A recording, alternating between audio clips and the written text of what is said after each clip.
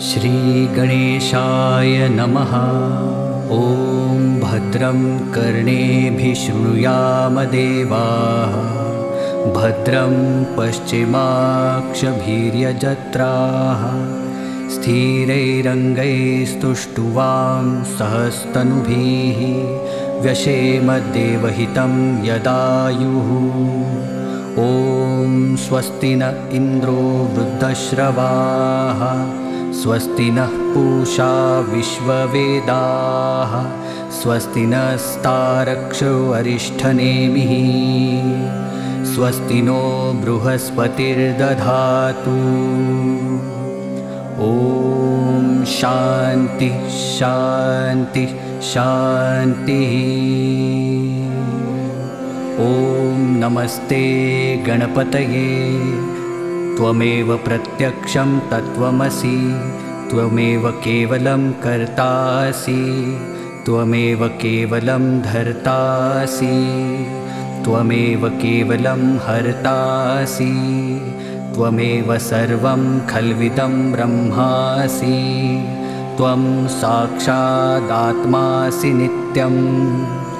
ऋतं वच्मि सत्यं वच्मि, अवत्वं माम् अववक्तारम् अवश्रोतारम् अवदातारम् अवधातारम् अवानुचानमवशिष्यम् अवपश्चातात् अवपुरस्तात् अवोत्तरातात् अवदक्षिणातात् अवचौर्ध्वातात् अवाधरातात् सर्वतो मां पाहि पाहि समन्तात्। त्वं वाङ्मयस्त्वं चिन्मया, त्वम् आनन्दमयस्त्वं ब्रह्ममया, त्वं सच्चिदानन्दाद्वितीयोऽसि, त्वं प्रत्यक्षं ब्रह्मासि, त्वं ज्ञानमयो विज्ञानमयोऽसि। सर्वं जगदितं तत्त्वो जायते, सर्वं जगदितं तत्त्वस्तिष्ठति, सर्वं जगदितं त्वयि लयमेष्यति, सर्वं जगदितं त्वयि प्रत्येति।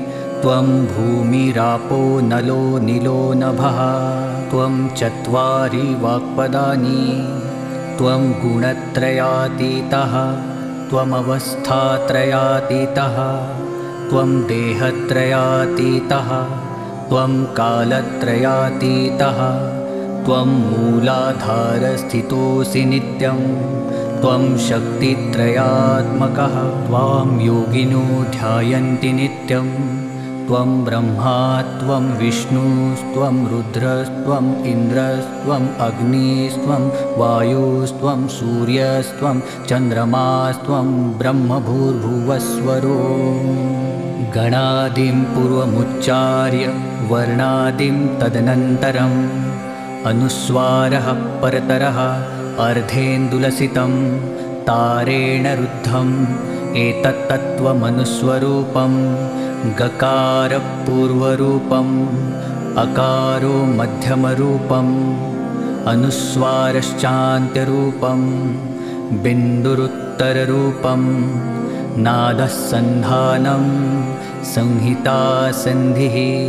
सैषा गणेशविद्या गणकऋषिः निःश्रुतगायत्री छन्दः गणपतिर्देवता। ॐ गं गणपतये नमः। एकदन्ताय विद्महे वक्रतुण्डाय धीमहि तन्नो दन्तिः प्रचोदयात्।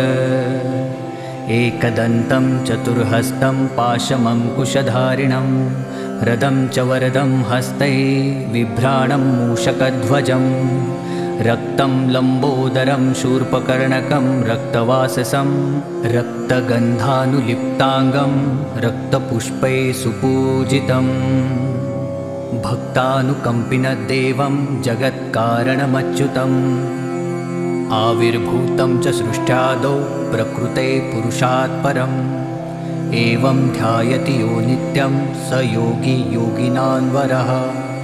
नमो व्रातपतये नमो गणपतये नमः प्रमथपतये नमस्तेऽस्तु लम्बोदरायैकदन्ताय विघ्ननाशिने शिवसुताय श्रीवरदमूर्तये नमो नमः। एतद् अथर्वशीर्षयोधिते स ब्रह्मभूयाय कल्पते स सर्वविघ्नैर्न बाध्यते स सर्वतः सुखमेधते। सायमधीयानो दिवसकृतं पापं नाशयति प्रातर्धीयानो रात्रिकृतं पापं नाशयति। सायं प्रातः प्रयुञ्जानो पापोद्भवति सर्वत्राधियानोपविघ्नो भवति धर्मार्थकामोक्षं च विन्दति।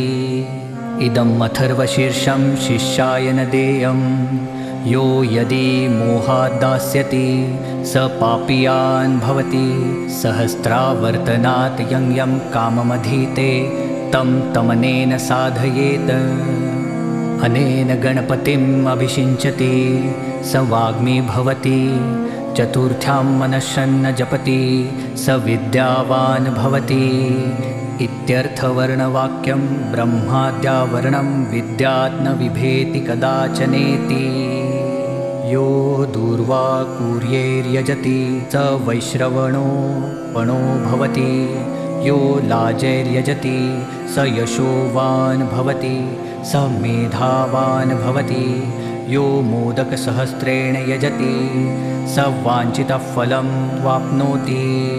यस्साज्यसमिद्भिर्यजति स सर्वं लभते स सर्वं लभते। अष्टो ब्राह्मणानां सम्यक् ग्राहयित्वा सूर्यवर्चस्वी भवति। सूर्यगृहे महानद्यां प्रतिभासन्निधौ वा जपत्वा सिद्धमन्त्रो न भवति। महाविघ्नात् प्रमुच्यते महादोषात् प्रमुच्यते महापापात् प्रमुच्यते। स सर्वविद्भवति स सर्वविद्भवति य एवं वेद इत्युपनिषद। ॐ सहना भवतु सहनो गुणत्तु सह वीर्यं कर्वावहे तेजस्विनामधीतमस्तु मा विद्विषावहे। ॐ भद्रं कर्णेभिः शृणुयाम देवाः भद्रं पश्चिमाक्षभिर्यजत्राः। स्थिरैरङ्गैस्तुष्टुवां सहस्तनुभिः व्यशेमदेवहितं यदायुः। ॐ स्वस्ति न इन्द्रो वृद्धश्रवाः स्वस्ति नः पूषा विश्ववेदाः स्वस्ति नस्तारक्षो अरिष्ठनेमिः स्वस्ति नो बृहस्पतिर्दधातु। ॐ शान्ति शान्ति शान्तिः।